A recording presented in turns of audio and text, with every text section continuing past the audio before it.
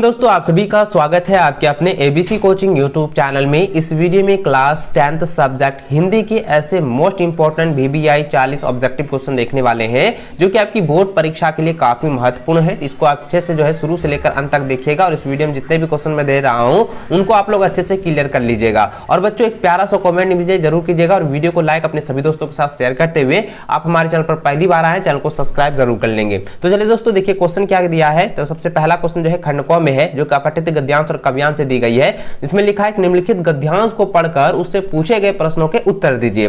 देखिए यहाँ पे गद्यांश जो दिया गया है, इस गद्यांश को आप यहाँ पे सबसे पहला जो हेडिंग है 4 लाइन, आप इसको ध्यान में रखेंगे। उतना जरूरी बड़ा नहीं पढ़ना है, तो ये आप इसको जो है ना पूरा पढ़ लीजिएगा, ठीक है। आपके एग्जाम में इस प्रकार से रहेगा। तो देखिए क्या दिया है कि घड़ी की टिक टिक हमसे कुछ कहती है कि उसकी निरंतर सरकती हुई सुइयां कह रही है कि समय जा रहा है, कुछ कर लो, जो क्षण एक बार चला जाएगा वह कभी लौट कर नहीं आएगा। यानी दोस्तों, आप सभी को यहाँ पे पूरी तरह से इंडिकेट करते हुए कह रहा है, आप सभी की ओर संकेत करते हुए कह रहा है कि अभी जो आपके पास समय बचा है, मात्र आज का जो है समय बचा है, तो आज के भर आप लोग पूरी तरह से मेहनत कीजिए, हिंदी की ताबड़तोड़ जो है तैयारी कर लीजिए, ताकि कल जो आपका एग्जाम होने वाला है उसमें आप जो है ताबड़तोड़ जो है एग्जाम में जो है पूरी तरह से कलम तोड़ करके लिखेंगे। यानी कि आपका मार्कशीट वाला भी है, आप लोग पूरी तरह से अच्छा फूल में फूल आप जो है अंक वहां पे उठाओ, ठीक है। यहाँ पे उसका तात्पर्य यही कहने का मतलब है। तो दोस्तों, इस गद्यांश को ना आप ध्यानपूर्वक पढ़ लीजिएगा, इसको स्किप कर लीजिएगा और पूरी तरह से आप लोग जो है पढ़ लीजिएगा, ठीक है। चलिए इसके क्वेश्चन की ओर चलते हैं। तो देखिए सबसे पहला प्रश्न यहाँ पे दिया गया है कि घड़ी की निरंतर सरकती हुई सुइयां क्या कहती है। क्या कहती है? कुछ आराम करो, कुछ घूम लो, नाच लो या कुछ कर लो। तो वो कहती है कि अभी जो समय बचा हुआ है उसमें आप कुछ कर लो। तो ऑप्शन 4 इसका सही आंसर होगा। अगला प्रश्न देखिए 2 नंबर दिया गया कि गांधी जी ने किस वस्तु का अधिक महत्व बताया है। तो वो दोस्तों इसका आंसर हो जाएगा समय का परख करना सबसे अधिक महत्वपूर्ण बताया है। ऑप्शन 3 इसका सही आंसर होगा। अगला सवाल है कि जीवन की कुंजी क्या है। तो दोस्तों इसका आंसर हो जाएगा समय का मूल्य समझ कर काम करना। तो ऑप्शन जो है 4 इसका सही आंसर होगा। अगला सवाल चौथा नंबर है कि अधिकतर व्यक्ति जीवन के अमूल्य क्षण किस प्रकार खो देते हैं। तो दोस्तों उड़ाबून में कर देते हैं, ठीक है। यहाँ पे देखिए क्या लिखा है, उधेड़बून में कर देते हैं, यानी कि मटर गश्ती में, खेल कूद में जो है अपना समय बिता देता है और वो अपना सही अमूल्य समय को जो है क्षण भर में जो है खो देता है। तो ये आप सभी के लिए काफी इंपॉर्टेंट, इसको आप लोग ध्यान में रखेंगे। चलिए आगे बढ़ते हैं। अगला सवाल यहाँ पे देख सकते हैं, कहता है कि इस काव्यांश को पढ़ लेना है। तो देखिए यहाँ पे काव्यांश की कुछ पंक्ति है, मैं कुछ पंक्ति पढ़ देता हूँ।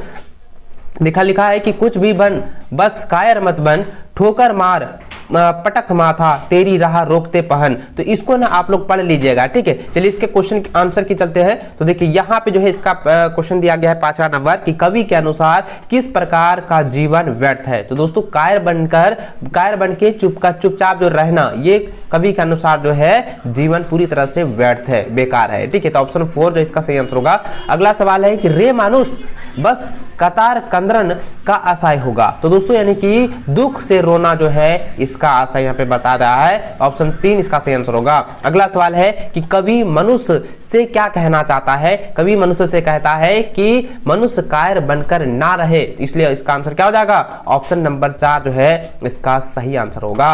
अगला सवाल 8वां नंबर है कि पथ चूमे तरकस का अर्थ है। तो क्या होगा इसका बच्चों, इसका आंसर जाएगा पथ में कांटे हैं, यानी कि जो है पथ में कांटे हैं, लेकिन फिर भी आपको आगे बढ़ते जाना है, आपकी मेहनत जो है बरकरार रखनी है। आपको ये नहीं कि कठिनाई आई मुझे पीछे कदम ले लेना है, नहीं, कदम आपको पीछे नहीं लेना है, आपको कदम को बढ़ाते रहना है जब तक आपका लक्ष्य पूरी तरह से कंप्लीट ना हो, ठीक है। चलिए आगे बढ़ते हैं। अगला सवाल जो है आपका व्याकरण से दी गई है। इसमें दिया गया है कि जिस वाक्य में कर्ता, क्रिया और कर्म उपस्थित हो वहां कौन कौन सी क्रियाएं होती है। तो दोस्तों वह जो है सकर्मक क्रियाएं होती है। याद रखेंगे, जिसके वाक्य में कर्ता, क्रिया और कर्म तीनों उपस्थित रहता है उसको हम लोग सकर्मक क्रिया कहते हैं। इसको आप कॉपी में जो है अच्छे से नोट कर लीजिए। अगला सवाल दिया गया कि कौन सा वाक्य अकर्मक क्रिया का उदाहरण है। तो बच्चों इसका आंसर होगा बंदर नाचता है, यह अकर्मक क्रिया का उदाहरण है, ठीक है। अगला सवाल है कि मैंने संवेद भिजवाया, यानी कि मैंने संदेश भिजवाया, ठीक है। याद देखिए, मैंने संदेश भिजवाया, क्रिया के भेद का नाम बताइए। तो यह क्या है? प्रेरणार्थक क्रिया है, यानी कि ये जो है प्रेरणा दे रही है, मैंने संदेश आपको भिजवाया है। तो दोस्तों इसका आंसर क्या हो जाएगा? ऑप्शन नंबर 4 हो जाएगा, ठीक है, प्रेरणार्थक क्रिया। चलिए अगला प्रश्न दिया गया है कि दादी बच्चों को कहानी सुनाती है, इसमें से क्रियापद कौन है? तो दोस्तों यहाँ पे क्या है? कहानी सुनाती है, और क्रिया का मैंने कहा था ना, क्रिया किसे कहते हैं आपको पता होगा, क्योंकि आप मैट्रिक के बच्चे हैं, आप 10वीं के विद्यार्थी हैं और आपका कल एग्जाम्स है। तो यहाँ पे थोड़ा सा आपको तो कंफ्यूजन लगेगा ही, क्योंकि क्रिया होता क्या है मैंने इसको पहले भी आप लोगों को डिस्कस करके बताया हुआ है। क्रिया का मतलब होता है जिस काम का होना, करना का बोध होता है, उसे जो है क्रिया कहा जाता है। तो दोस्तों यहाँ पे किसका होने का बोध हो रहा है? सुनने का, यानी कि यहाँ पे है सुनाती है। तो यहाँ पे क्या हो जाएगा? बच्चे जो है बच्चों को जो है दादी कहानी सुनाती है, तो सुनाती ही क्रिया हो जाएगा, ठीक है। चलिए आगे प्रश्न दिया गया है कि पिताजी के द्वारा अखबार पढ़ा गया वाक्य में कौन सा भेद है? तो यह जो है कर्मवाची है, क्योंकि पिताजी के द्वारा जो है कर्म किया जा रहा है, यानी कि कर्म का बोध हो रहा है। तो इसलिए ऑप्शन 2 इसका सही आंसर होगा। अगला सवाल है कि कृतवाच्य वाक्यों में कर्ता का कार्य डैश होती है। तो क्या होती है? प्रधानता होती है। तो ऑप्शन 1 इसका सही आंसर होगा, प्रधानता। अगला प्रश्न है कि गर्मियों में खूब आम खाया जाता है। तो यह जो है भाववाच्य है, क्योंकि दोस्तों यहाँ पे क्या है कि गर्मियों में खूब आम खाया जाता है, यह अपनी भावनाओं को बता रहा है, भावना को व्यक्त कर रहा है, इसलिए इसका आंसर क्या हो जाएगा? ये हो जाएगा ऑप्शन नंबर 2 हो जाएगा, भाववाच्य हो जाएगा, ठीक है। चलिए अगला प्रश्न देखिए, दिया गया कि यथाशक्ति कौन सा समास है? तो यथाशक्ति जो है यह अवयवी भाव समास है, ठीक है, अवयवी भाव समास है। ऑप्शन 1 इसका सही आंसर होगा। अगला सवाल है 2 या 2 से अधिक पदों के मेल को क्या कहते हैं? उसे हम लोग समास कहते हैं। ये याद कर लीजिए, इसको नोट कर लीजिए, क्योंकि समास वाला आपका एग्जाम में 100% आएगा। चलिए अगला प्रश्न दिया गया है कि जलज का अनेकार्थी नहीं है। तो जलज का जो है देखिए यहाँ पे क्या है? कमल, मोती और मछली, ये सभी जो है अनेकार्थी है, लेकिन बादल शब्द जो है ये अनेकार्थी शब्द नहीं है, ठीक है। ऑप्शन 4 इसका सही आंसर होगा। अगला सवाल है समुच्चयबोधक अवयव के 2 प्रमुख भेद कौन कौन से हैं? तो बच्चों इसका आंसर क्या हो जाएगा? ऑप्शन नंबर 3 हो जाएगा, समानाधिकरण और व्यधिकरण, ठीक है। देखो यहाँ पे क्या दिया गया है? Option number 3। इसको आप लोग जो है ना कॉपी में नोट करके इसको अच्छे से जो है रिवीजन कर लीजिए। चलिए अगला प्रश्न दिया गया कि विद्यार्थी अध्ययन डैश सफल नहीं हो सकते, यानी कि विद्यार्थी जो है अध्ययन के बिना सफल नहीं हो सकते, अध्ययन के बिना। ऑप्शन 1 इसका सही आंसर होगा, के बिना, ठीक है। अगला प्रश्न है कि मिश्र वाक्य में एक प्रधान उपवाक और शेष कौन सा उपवाक होता है? तो दोस्तों इसका आंसर हो जाएगा ऑप्शन नंबर 2 हो जाएगा, आश्रित उपवाक, ठीक है। तो ये हो जाएगा आश्रित उपवाक्य हो जाएगा, ऑप्शन नंबर 2 इसका सटीक आंसर होगा।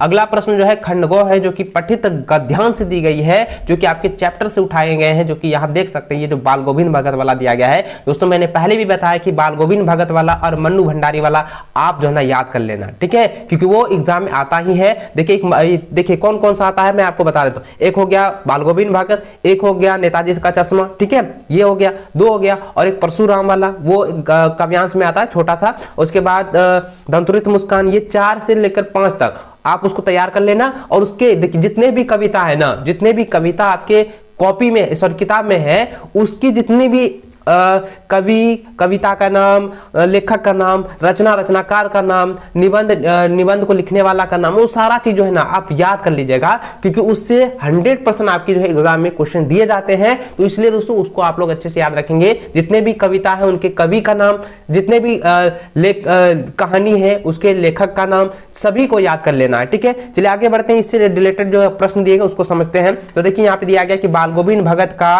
कद कैसा था? तो दोस्तों बाल गोविंद भगत का कद जो है वो मनझोला था, ठीक है, याद रखेंगे, मनझोला। अगला प्रश्न है कि बाल गोविंद भगत गले में कैसी माला बांधे रखते थे? तो दोस्तों इसका आंसर जाएगा तुलसी की माला जो है बांधे रखते थे, ठीक है, ऑप्शन नंबर 4 इसका सही आंसर होगा।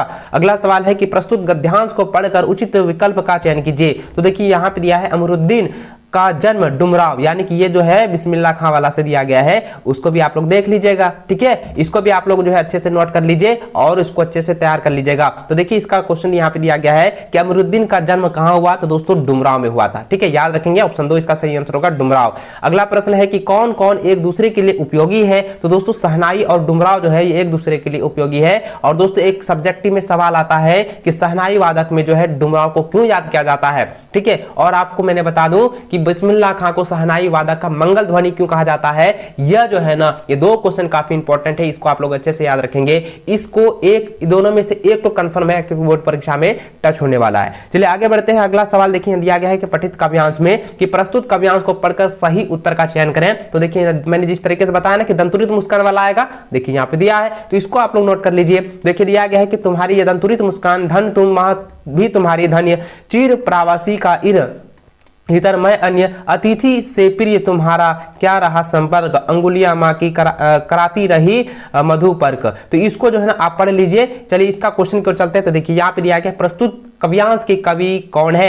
देखिए मैंने अभी जस्ट बताया आपको कि जितने भी कवि हैं, जितने भी कविता हैं, उनके कवि का नाम आप लोग याद रखेंगे। तो देखिए यहाँ पे वही पूछा गया है कि ये जो दंतुरित मुस्कान वाला कविता है ना, इसके जो है कवि का नाम क्या है। तो उसको इसका नाम क्या है? नागार्जुन। तो ऑप्शन नंबर क्या हो जाएगा? ऑप्शन नंबर 3 इसका सही आंसर होगा, नागार्जुन। ठीक है, चलिए अगला सवाल दिया गया है कि दंतुरित का क्या अर्थ होता है। दंतुरित का अर्थ होता है नए नए दांत। दोस्तों आपने देखा होगा कि जो बच्चे का जन्म होता है उसका नए नए दांत जो है आते हैं, तो उसको हम लोग कहते हैं दंतुरित मुस्कान, यानी कि नए नए दांत। ठीक है, चलिए अगला प्रश्न देखिए, दिया गया है कि प्रस्तुत काव्यांश को पढ़कर सही का उत्तर चयन करें। तो यहाँ पे सिर्फ जो है ये 4 पंक्ति दी गई है, सॉरी एक ही पंक्ति दी गई है। देखिए मैंने कहा था ना कि परशुराम वाला से को पूछेगा, तो दिया गया है कि बालकू बोली बात हो नहीं तो ही। तो इसका जो है यहाँ पे दिया गया, इस काव्य की पंक्ति में रचयिता कौन, रचयिता कवि का नाम क्या है? तो ये हो जाएगा तुलसीदास। सवैया चैप्टर है ना, उसी से यहाँ पे उठा गया है। तो सवैया किसने लिखा था? तुलसीदास ने ना। तो ये हो जाएगा ऑप्शन नंबर 1 सही आंसर।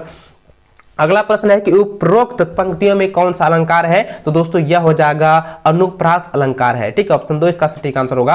अगला प्रश्न जो है खंडगौ से है, जो कि पाठ्य पुस्तक से ली गई है, जिसमें यहाँ पे पहला प्रश्न दिया है कृष्ण का संदेश सुनकर गोपियों की स्थिति कैसी हो गई थी। तो दोस्तों इसका आंसर क्या होगा आप मुझे बताएं, क्योंकि मैंने अभी जस्ट एक वीडियो मैंने आपको मॉर्निंग में दिया है, उसमें यह क्वेश्चन दिया हुआ है। तो इसको आप लोग जो है अच्छे से याद करेंगे। इसका आंसर आएगा बिरहा की आग जगी, यानी कि दोस्तों उसकी जो है वो जो उसके प्रेम के आस में लगे हुए थे, लेकिन जब वो संदेश को सिर्फ भेजवाया गोपियों को, तो क्या हुआ? तो वो उद्धव के द्वारा, तो उसका जो है बिरहा में आग लग गई। ठीक है, तो ऑप्शन नंबर जो है 2 इसका सही आंसर होगा, बिरहा की आग जगी। ठीक है, चलिए अगला प्रश्न देखिए, दिया गया है कि उत्साह कविता किन अर्थों और इशारों को करती है। तो यानी दोस्तों उत्साह की जो कविता है वो किन अर्थ और इशारा को दर्शा रही है। तो दोस्तों इसका आंसर हो जाएगा ऑप्शन नंबर 2 हो जाएगा, ललित कल्पना क्रांति चेतना के साथ नव निर्माण, नव संचार की ओर जो है यह संकेत कर रही है, इशारा दे रही है। तो ऑप्शन 2 इसका सटीक आंसर होगा। चलिए अगला सवाल जो है दिया गया है कि मुख्य गायक की आवाज कैसी होती है। तो मुख्य गायक की जो आवाज होती है ना, वो किससे रहती है? देखिए ये क्या होता है, चट्टाने भरी भारी नहीं, तिनके जैसे कमजोरी नहीं। तो मुख्य गायक की जो आवाजें होती है वो चट्टान जैसे भारी होती है। ऑप्शन नंबर 2 इसका सही आंसर होगा। चलिए अगला सवाल दिया है कि धुंधला प्रकाश किसका प्रतीक है। तो धुंधला प्रकाश जो है वो अस्पष्ट सुख का जो है प्रतीक है। ठीक है, याद रखेंगे, अस्पष्ट सुख का प्रतीक है। ठीक है, अगला प्रश्न है मृग तृष्णा का अर्थ है। तो देखिए मृग तृष्णा किसे कहते हैं, यह क्वेश्चन काफी VBI है, इसको भी आप लोग पढ़ लीजिएगा, ये सब्जेक्टिव में पूछे जाते हैं। तो देखिए दोस्तों यहाँ पे पूछा गया है कि मृग तृष्णा जो है किसे कहा जाता है, यानी कि इसका अर्थ क्या है। तो दोस्तों इसका आंसर होता है मृग तृष्णा का छावला। ठीक है, क्या होता है? छलावा, यानी कि जिसको कहते हैं ना छल कपट, तो वही हो गया मृग तृष्णा। तो ऑप्शन 3 का सटीक आंसर होगा। अगला सवाल है कि पाठ मां का आंचल में मर्दुए शब्द किसके लिए जो है प्रयुक्त किया है। तो बच्चों इसका आंसर क्या होगा? ऑप्शन नंबर 3 हो जाएगा, लेखक की माता ने लेखक के लिए जो है किया है। ऑप्शन 3 इसका सटीक आंसर होगा। अगला प्रश्न है कि मूर्तिकार ने अंत में मूर्ति के नाक के लिए क्या सुझाव दिए। तो दोस्तों इसका भी आंसर क्या होगा? जिंदा नाक लगा दी जाए, इसको लेकर जो है सुझाव दिया था। दोस्तों जॉर्ज पंचम की नाक अखबार में क्यों छप गई थी, उस क्वेश्चन को आप अच्छे से जो है रिवीजन कर लीजिएगा। जॉर्ज पंचम की नाक जो है खो गई थी, उसकी दशा किस प्रकार से व्यतीत किया गया था और किसको इंडिकेट निर्देश दिया गया था, ये भी आप लोग जो है याद कर लीजिएगा, क्योंकि ये दोनों क्वेश्चन में एक क्वेश्चन आपका 100% टच होने वाला है। चलिए आगे बढ़ते हैं। अगला सवाल देखिए दोस्तों, यहाँ दिया गया है कि सना सना हाथ जोड़ी प्रार्थना लेखिका ने किस देश की युवती से सीखी थी। तो दोस्तों इसका आंसर हो जाएगा ऑप्शन नंबर 3 हो जाएगा, नेपाल देश की लड़कियों से। ठीक है, चलिए अगला प्रश्न है कैप्टन कौन था। देखिए काफी VBI है, मैंने कहा था कि पान वाला जो चैप्टर है नेताजी का चश्मा से, वो उससे जो है 4 से 5 क्वेश्चन जो है आपका एग्जाम में दे रहा है, तो इसको जो है आप लोग नोट कर लीजिएगा। तो यहाँ पे दिया कि कैप्टन जो है वो कौन था, कैप्टन किसको कहा जाता था बच्चों? तो कैप्टन जो चश्मा बनाने वालों का ना, तो चश्मा बनाने वालों, जो चश्मा बेचने वाला था ना, सॉरी, चश्मा बेचने वाले को कैप्टन कहा जाता था, जो कि लंगड़ा था, अपाहिज था, उसी को जो है सभी जो है उसको कैप्टन कहा जाता था। और क्यों कहा जाता था, ये क्वेश्चन आप एग्जाम्स के लिए जो है तैयार कर लीजिए, ठीक है। चलिए आगे बढ़ते हैं। अगला सवाल दिया गया कि लेखक ने खीरा खाने से क्यों इनकार कर दिया? तो दोस्तों इसका आंसर क्या होगा? तो दोस्तों इसका आंसर जाएगा आत्मसम्मान की रक्षा के लिए जो है उन्होंने इनकार कर दिया था। तो ऑप्शन 2 इसका सटीक आंसर होगा। अगला सवाल जो है दिया गया कि फादर कामिल बुल्के हिंदी को किस रूप में देखना चाहते थे? तो दोस्तों इसका आंसर हो जाएगा, यह हो जाएगा राष्ट्रभाषा के रूप में जो है देखना चाहते थे। दोस्तों यह ऐसे ऑब्जेक्टिव 40 क्वेश्चंस हैं जो कि आपकी बोर्ड की परीक्षा के लिए काफी इंपॉर्टेंट है। इसको परीक्षा से पहले एक बार जरूर रिवीजन कर लीजिएगा, क्योंकि इसमें से क्वेश्चंस आ सकते हैं, ये आप लोगों का श्योर है, ठीक है। तो चलो दोस्तों इस वीडियो में बस इतना ही, मिलता है नेक्स्ट वीडियो में, तब तक जय हिंद, वंदे मातरम।